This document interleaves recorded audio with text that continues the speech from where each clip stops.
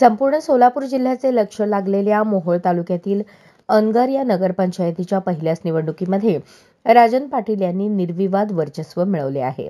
त्यांच्या 17 जागा या कालच बिनविरोध झाल्या होत्या. निवडणूक ही नगराध्यक्ष पदासाठी होईल अशी शक्यता होती, कारण उज्ज्वला थिटे पाटील यांनी अजित पवार यांच्या राष्ट्रवादी पक्षाकडून आपला उमेदवारी अर्ज दाखल केला होता. उमेदवारी अर्ज छाननीवेळी उज्ज्वला थिटे पाटील यांचा अर्ज बाद झाला, कारण त्या अर्जावर सूचक याची सही नव्हती. त्यामुळे पूर्वीच 17 जागा या बिनविरोध निवडून आलेल्या अनगर नगरपंचायतीमध्ये आता नगराध्यक्ष पद सुद्धा राजन पाटील यांच्याकडे गेल्याने अनगरमध्ये प्रचंड उत्साह, जल्लोष आणि दिवाळी साजरी करण्यात आली. स्वतः माजी आमदार राजन पाटील यांनीही जल्लोषात सहभागी होऊन दंड थोपटल्याचे पाहायला मिळाले. या जल्लोषादरम्यान जिल्हा परिषदेचे माजी उपाध्यक्ष बाळराजे पाटील यांनी थेट अजित पवार यांना हिणवताना अजित पवार सगळ्याचा नाद करायचा पण अनगरकरांचा नाही असं म्हणून चॅलेंज दिल्याचे दिसून आले.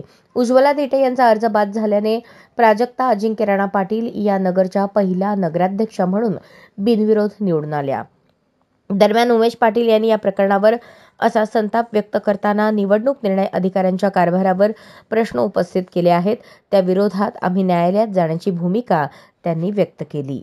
अशाच नवनवीन अपडेटसाठी जनता राज्य न्यूज चॅनलला सबस्क्राईब करा, लाईक करा आणि शेअर करायला विसरू नका.